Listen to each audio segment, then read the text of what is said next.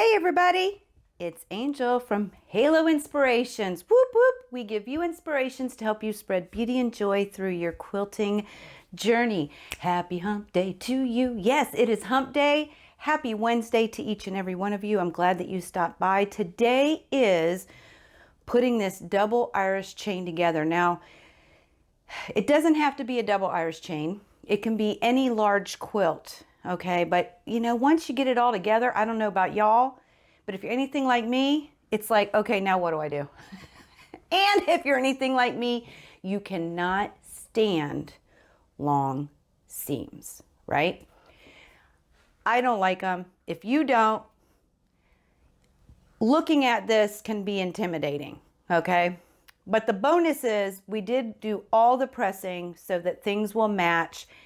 Just like I showed you last week, that is exactly what I did. Okay, so all the seams are going to match. So the first, I'm going to show you two different ways, and I have a preference with this particular quilt, but I'm always thinking about y'all.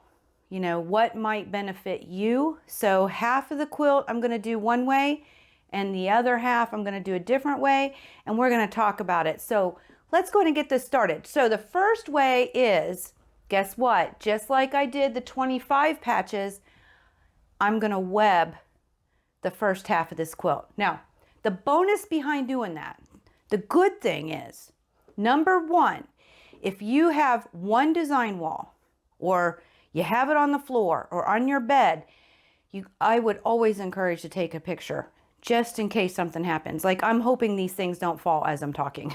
So I did take a picture though. But if you just have a limited amount of space and you're using something that you need to use, doing webbing allows you to get it together so it'll stay together and be able to move it, okay? And you can come back and finish putting it all together. So I'm going to show you on this large quilt on the first 3 rows how that gets done. Now, you're not going to spend time with me sewing today because this is a large quilt. Let's be honest. It will take forever.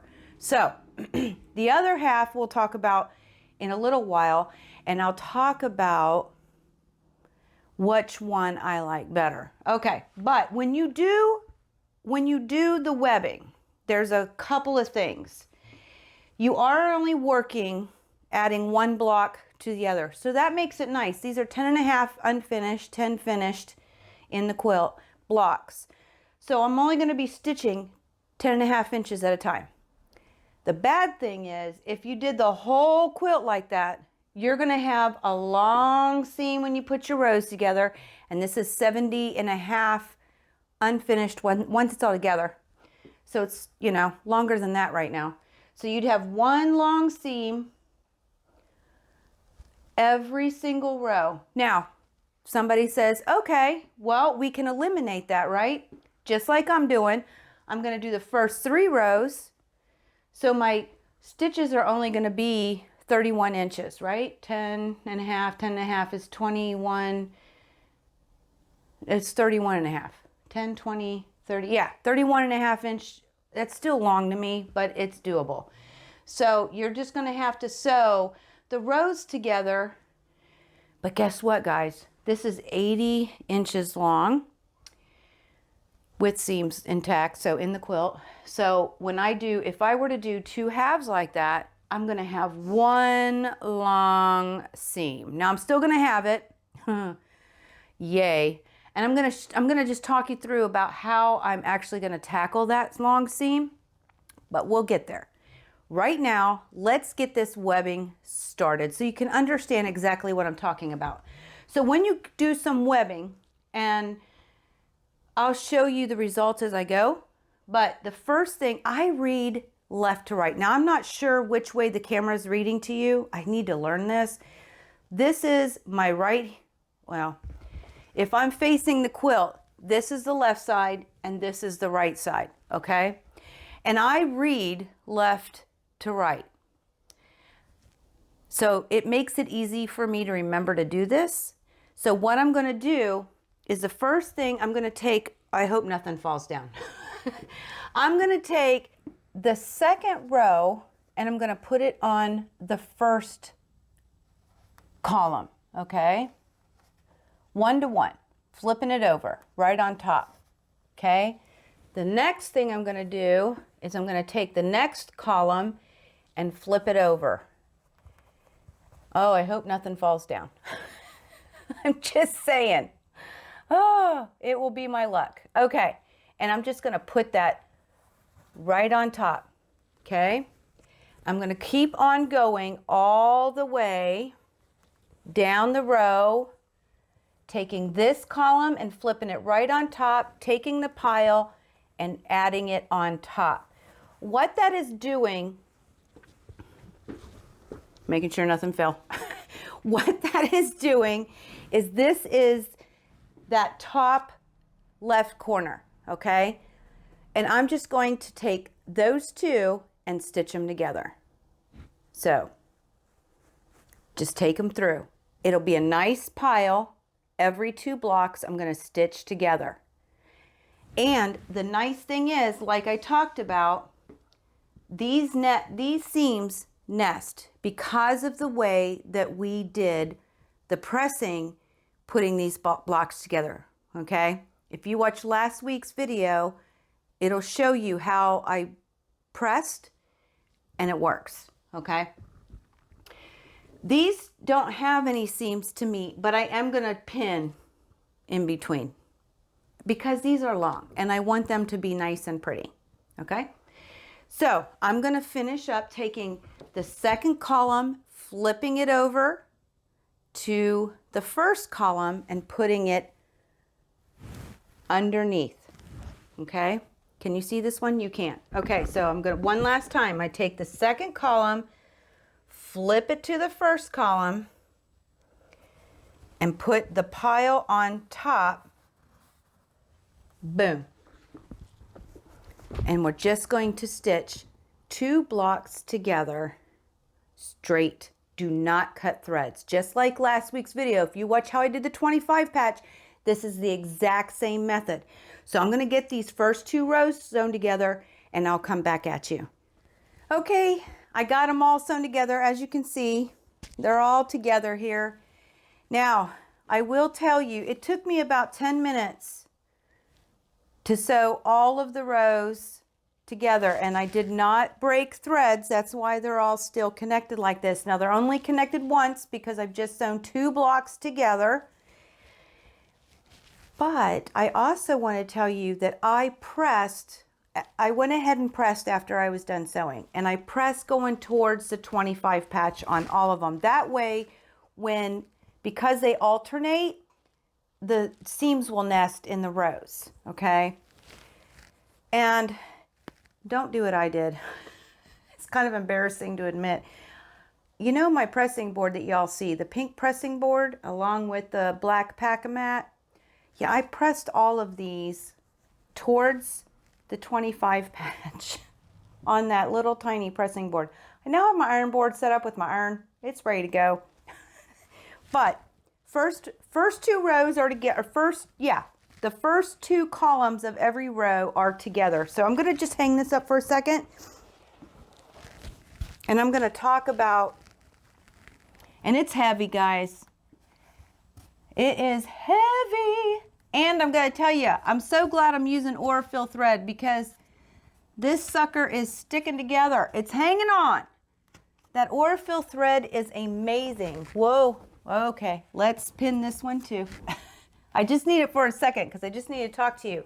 Because what I will do is I'm going to take the 3rd row now, right? Or the 3rd column, right? But I'm just going to simply go along and just put, see, that was my nightmare. And just pull along each row. As long as nothing else falls. That wasn't cool. See, that's the bad thing. All right, this, sometimes it could be easier if it's working on a floor. If you're using your floor, if you can, because some people don't like to get down. But I'm just simply taking each one and I'm going right on top. Okay, so this top block is this one. The second block is this one. And I'm going to make a pile. And I'm going to take that to my sewing machine. Okay. Whew. And I'm going to take this to my sewing machine, and this is the first one on top, right? I'm going to lay that down next to my sewing machine. And I'm going to take, I'll make sure I do this right, this first block, and I'm going to pin it onto the second block and stitch. Take the next one, because it's on the top of the pile, fold it over on top and pin it and stitch. Now I did go ahead and take a picture of one of the blocks that I pinned. I got a dog here, sorry.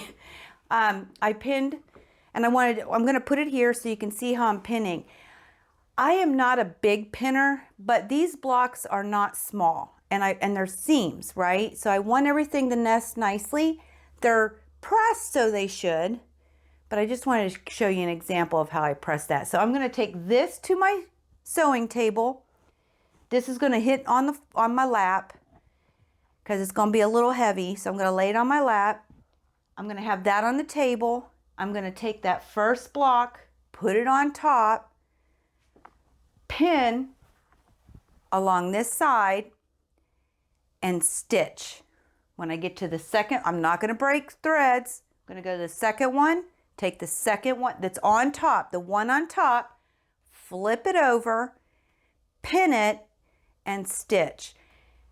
And you'll know if you did something wrong, because you should have a 25 patch here, a square with corner stones and sashing, a 25 patch, etc., etc. It should alternate. Everything should be alternating. So I'm going to get that done, and I think it'll make even more sense. And that's the last one of this method. So when I get done with this, I'll talk to you about what what else I'm going to do along with, I'm doing this different, just to give you a couple of ideas. So I'll see you guys in just a sec. Okay. So I've got the third column on, okay? And they're attached by 2 threads now for each row, okay? Now, if I were to continue with this method, I would simply then take this first block, put it on the second block and pick it up, put it on the third block, all the way down, however many blocks you have in that column. This is my top, right? So when I got to the sewing machine, whoop, this is always fun. When I got to the sewing machine, and it's important that this stays because we're going to talk about the next half. When I got to the sewing machine, I put the right sides together because it's on the top block on the first one, pin it, okay? Go to the second block, right sides together. But if you put them on top of each other like that, they'll be in order for you, okay? And this will stay in order for you because they're attached. I would not continue to bring this back to wherever you are. If you're doing it on the floor, if you're doing it on your bed, I wouldn't keep bringing this back. I would leave it in your sewing area because it's heavy, okay? And I would just come to the design board or the floor or the bed or whatever and pick up the next column. And what I forgot, when I sat down on the sewing machine, I just absolutely realized I haven't worked with blocks this big in a long time. I pinned each block first, and then I sat down and sewed, because your space is limited, and the way these stitches hold everything together, you should take this first block, right side together, pin it on this side, take the next block, right sides together, pin it, take the third block, right sides together, pin it, all the way down before you start sewing. Whew, it was heavy. However, I did press towards the 25 patch, okay?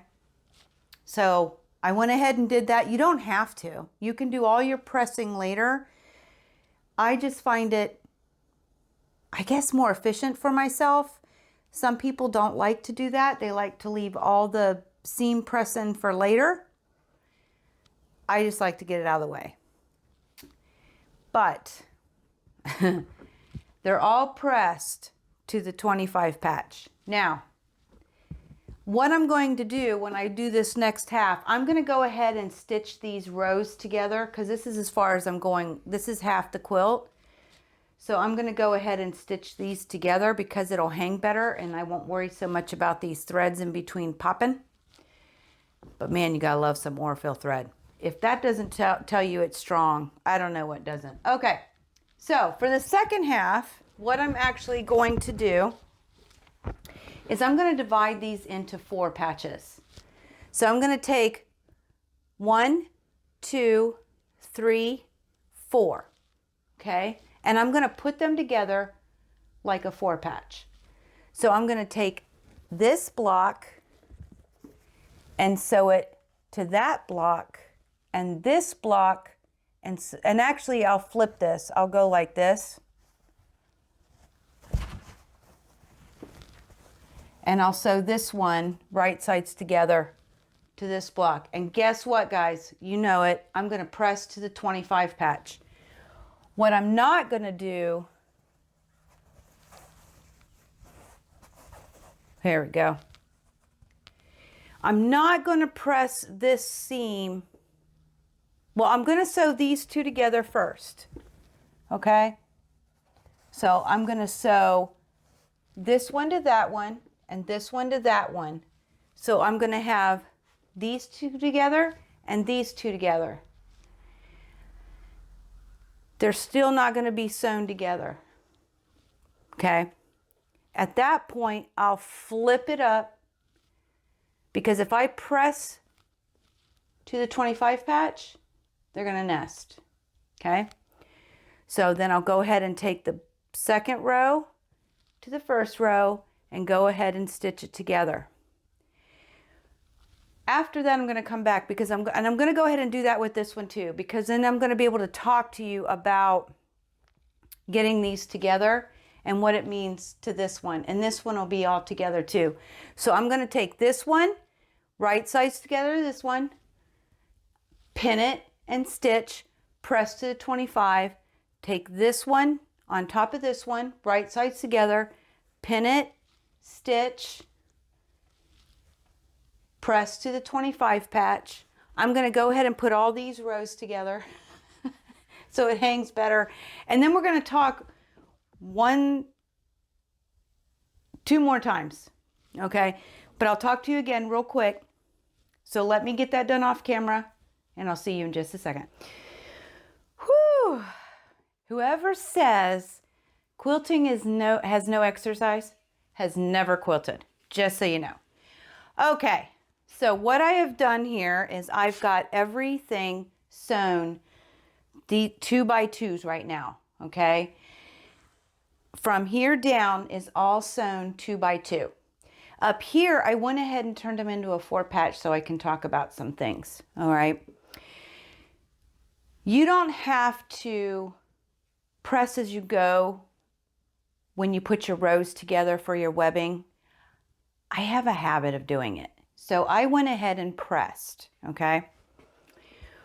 When I put the twos, these 2 to these 2, and I wanted to press this seam, I had to look over here to see which way I pressed this seam so that I would know which way to press. So this one goes up, so I went ahead and pressed this one down, okay? When I put these together, I went ahead, stitched this, and pressed this one up. And I'll continue to do that. Now, what I'm going to do from here on out, I'm going to go ahead and put these 4 patches together. So I've actually got 1, 2, 3, 4, 1, 2, 3, 4, 6 more 4 patches to do, okay? And then I can take all my 4 patches and put them together. And the longest seam I'm going to have is when I add the 4 patches together, and this will be 40 inches ish, right? Which method do I prefer? Well, it'd be this one, and I'll tell you why. So the reason is when you go to do webbing, you have the whole quilt with you the whole time, okay? All of it. So even if I did this method, I would definitely split it in half because you have the entire quilt with you. So you want to talk about weight? There's a lot of weight, and it's really, when it's this large, it's really a lot. Doing it this way, it's very manageable. Very, very manageable. So that's the plan. I got one more thing I got to share with you. So I'm going to let this hang for a bit. I'm going to get my 4 patches all completed and get them together, and then I'll be right back. Whew! Somebody give me a glass of wine. This is a big quilt. I'm on my 4th bobbin, and I'm not quite done. I have enough to finish, and the first bobbin that I started with wasn't completely full. It's more than halfway, but it wasn't completely full. So this is a doozy. However, I think it turned out great. I absolutely love this. Now, I got to do one more thing. I did talk about that.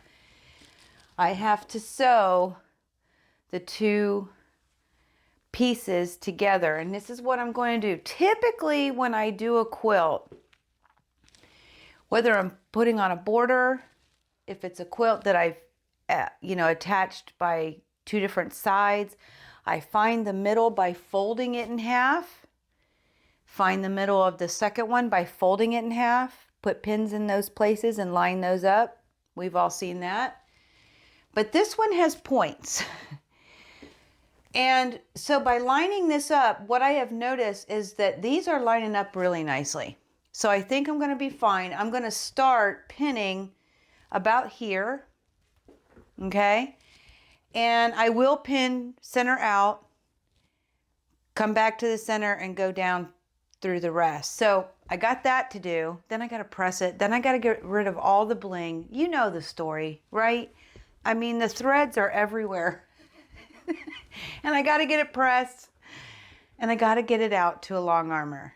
Yes, I do long arm, but I've got so many quilts, and I've got more down the chain that I have called my BF quilty friend, Vicki Holloway of My Creative Corner 3. She does do long arming for people, for a business. And I asked if she would quilt my quilt. And so I'm going to get it prepped for a long armor. I got to thinking about this though. If I had more time, in these bigger blocks, because of the color, my husband says it looks like Easter. I thought it'd be really cute to have like a bunny, a peep, an egg, all the kind of Easter things, maybe flowers, and then applique different flowers would be really cool. And applique them into these larger blocks. I could have even done some piecing of flowers in this larger box. That would have been cute with the same background. That'd have been cute. So, it's fun when you step back and you start to think about it. Now there is the coloring sheet. It's still available. It will be there for you. I put the link down in the description box for it. It's found on our website under it's a list of inspirations. There's a lot of stuff in there, but the coloring sheet's there and the supplies you will need to make a 70 by 80 double Irish chain. Okay. Yeah, it goes down to the floor, and yeah, I could make it go higher, but then I can't reach. So I hope that you have found some inspiration out of this. Like I said, this isn't a first quilt for anybody. Like if you have never quilted, this is not the one to start with because of all of these seams. However, if you are interested, don't let it scare you. grab yourself some scraps and make your 25 patch and see how that comes out. Okay. I really do encourage you. And you could really, instead of fun and bright, you could really do some elegant things with some double Irish chains. And the coloring sheet is there for you so that you can play with some of those colors. But I am going to get this done for today's Facebook Live I will be there at 3 p.m. Eastern Daylight Time on our Facebook page for any quilty questions and answer session, and I'll have this done. I'll put the desk out. We'll have a little fun.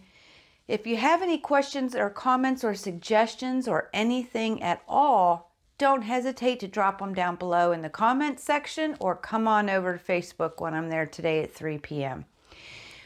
But next week is going to be a little shift. When I was doing this, I did talk about strip piecing. Not my favorite method. However, I know that a lot of people love it. And you just might too if you don't know what that is. So I will do that for y'all next Wednesday. So I'll look forward to seeing you then. If you are in Creative Kingdom, I look forward to seeing you on Saturday. If you have made a double Irish chain, send me a picture. Come join Halo's Creative Kingdom. The link for that is also in the description box. Come on over and let's see your beautiful double Irish chains. I would love, love, love to see that. Or you can email me. Either way.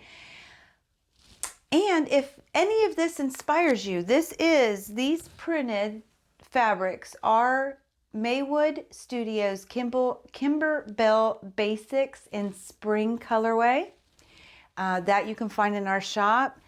The white here is also Maywood Studio. It's their soft white butterflies. It's part of their solitaire white collection.